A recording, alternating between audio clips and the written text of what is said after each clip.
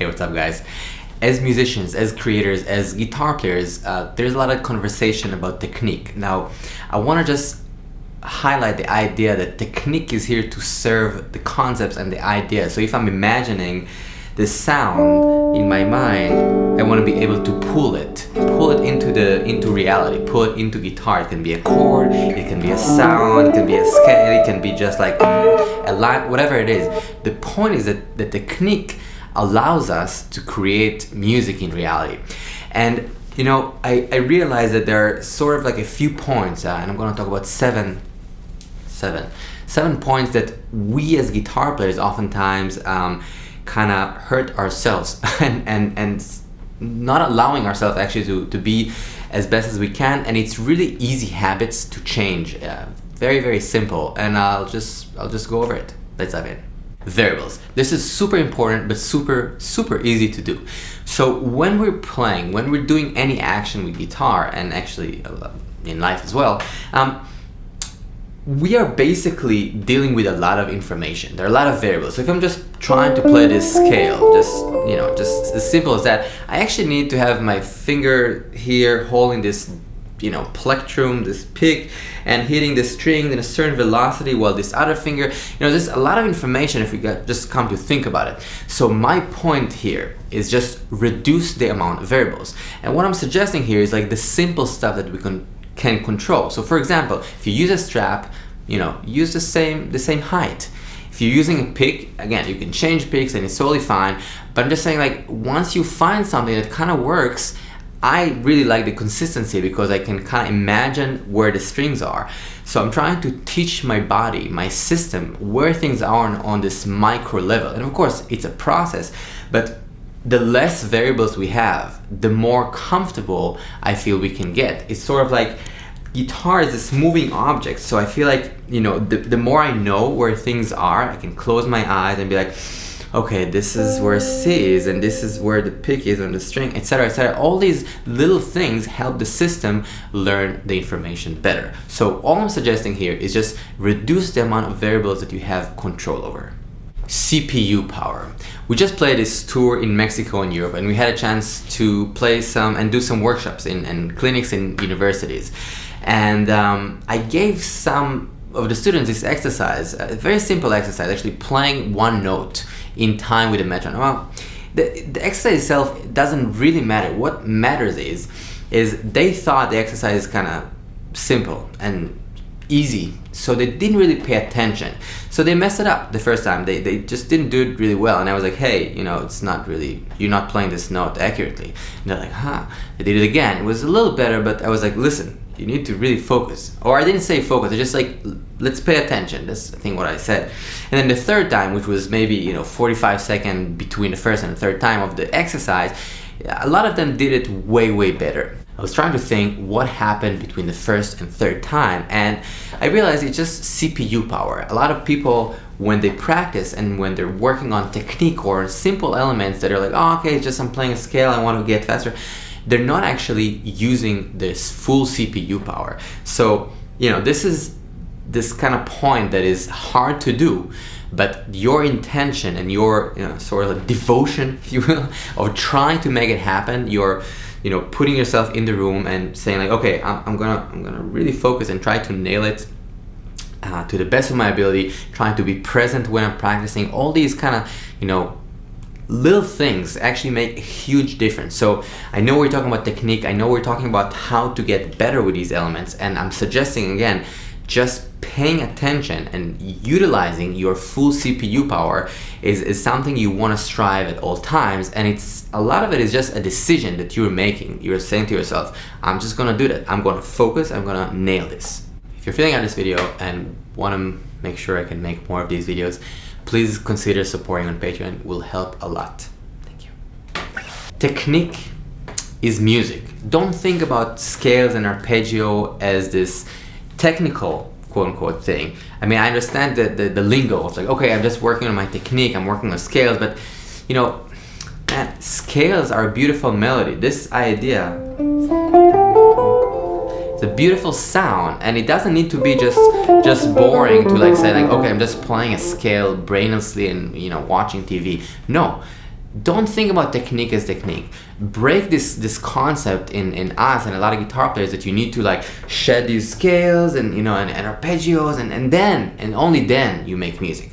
No, these sounds, this G minor triad, which is a part of musical conversation, as well as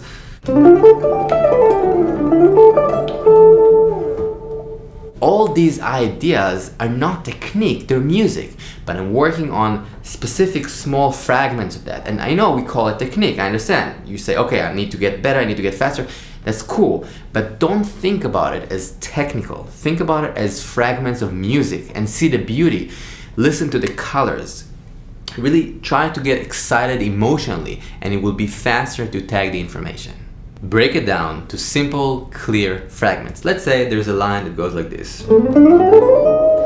Now, you can just be like, what is this sound? I understand nothing, which is fine. But now we can look at this piece of information and say, what is actually happening here? What are the notes? What is the color? And what is happening? What is the technique? And there are a few things that are happening here in order to play this line. So first of all, this color is actually a part of a scale that is called the diminished scale, which is a very colorful sound. So if we never heard this sound, if you don't know what it is, it's totally fine, but then it will be easier to process, right? It will be easier to process something that we understand what it is. It's sort of like me asking you to, just recite Shakespeare in Chinese. It will be much harder without understanding the meaning of the word. So it's the same with music. So even if it's a sentence, a line that you don't understand, it's very helpful to understand the logic and the sound of that color, and therefore it will be easier. Okay, so let's just look at this fragment for a second. So we have this line that was kind of like on the quicker side of things, and there are a few things that are happening. So first, again, just trying to break it down so it's clear in terms of process. You don't have to play the line, and it's valid for other lines as well. So I'm just playing 3 notes per string here, at least in the beginning, and I'm actually using a technique that's called legato. So I'm kind of hitting one note and then hammering on the other 2. So, and the last note I'm sliding up. So again, the end result of this is this.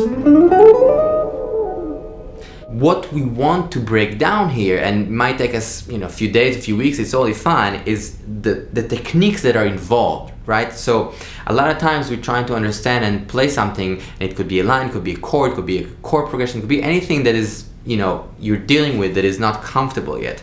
The question is, how are we dealing with it? And that's the big question. And what I'm suggesting here is, again, looking at the fragments and trying to break them down so they're not scary anymore. But you say, okay, so 3 notes per string, I can play it really slow. So 1, 3, 4, 1, 2, 4, 1, 3, 4, 1, 2, 4. Okay, so let me just practice that element for a second. So I'm actually just playing those 4 strings, so I'm just kind of doing that motion. So the right hand is pretty simple, and then sliding. So any part of this can be hard, and you need to identify what is not comfortable. Maybe the slide here is not comfortable. Everybody will have different points that things are not clear, not clicking yet.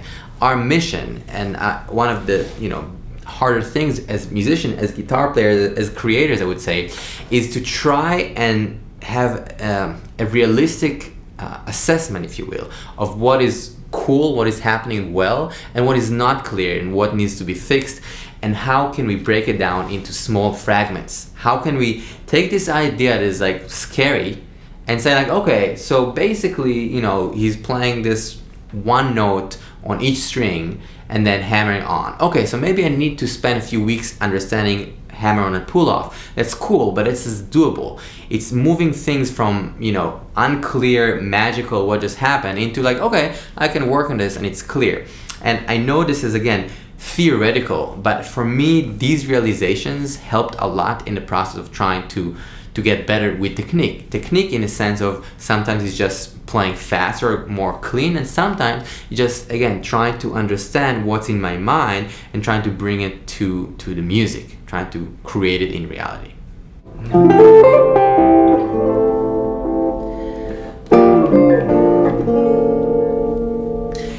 think about sounds, think about technique as colors, as a way to create sound, and not just like, okay, I need to work with a metronome for 4 hours straight and just daga daga daga daga. Now, of course, some of it can be this daga daga daga exercise. It's fine, but think about it as colors. I think, you know, when you're listening to the masters playing wild things on guitar, on piano, it sounds very intentional. There is this motion and intention behind the notes that is emotional.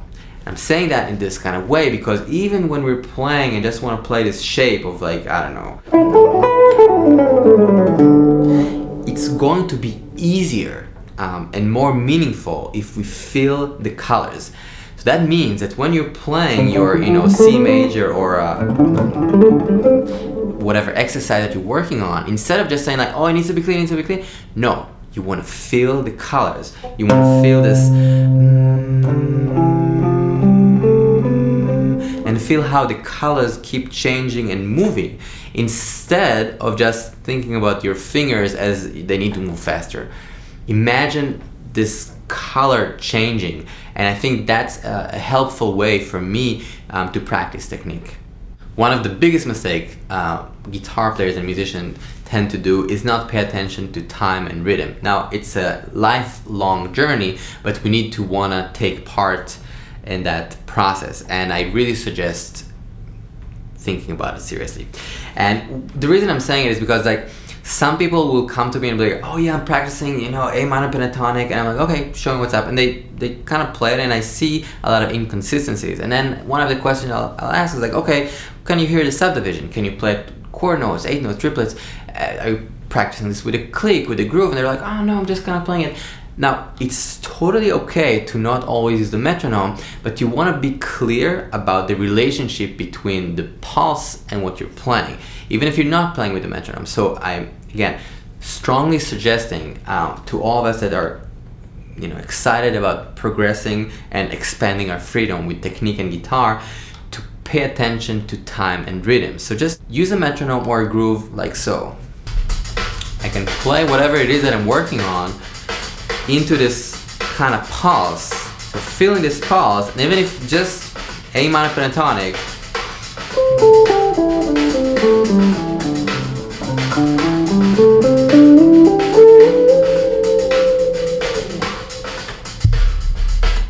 the point of this is trying strongly to connect to a pulse, and when you're practicing ideas, you're able to clearly lock them in time. So they're not just kind of like, you know, this vague thing that you're working on. No, it's very strong, very clear in time, and you're also very aware of what you're doing. You're playing chord notes, 8 notes, triplets, 16 notes. What is it that you're working on in a very clear and honest way? Again, being honest and trying to get better and understand what we're doing in a clear way. This will allow you to excel way faster, and this is why we're here.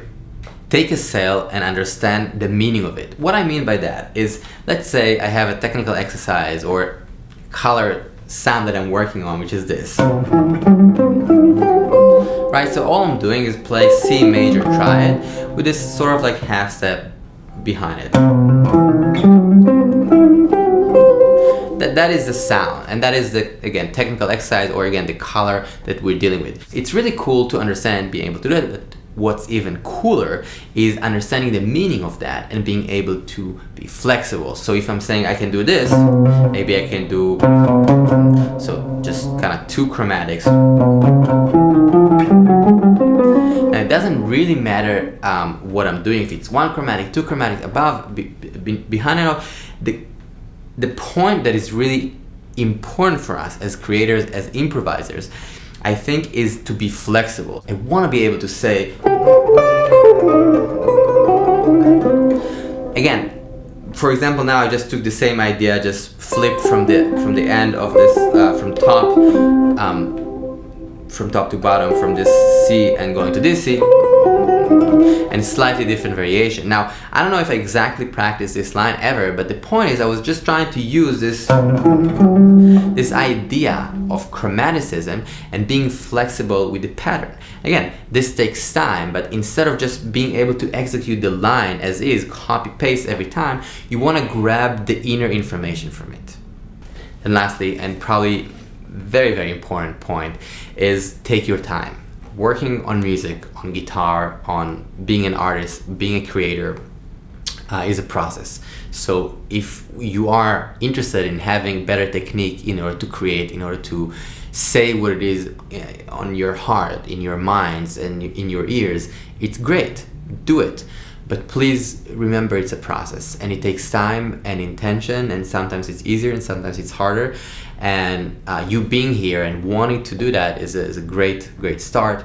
And I want to just ask you to take your time and try to allow your system to process the information. That will, again, excel the process of getting better with these elements. And again, thank you for being here. I hope this was helpful and interesting. I'll see you guys very soon. Peace out.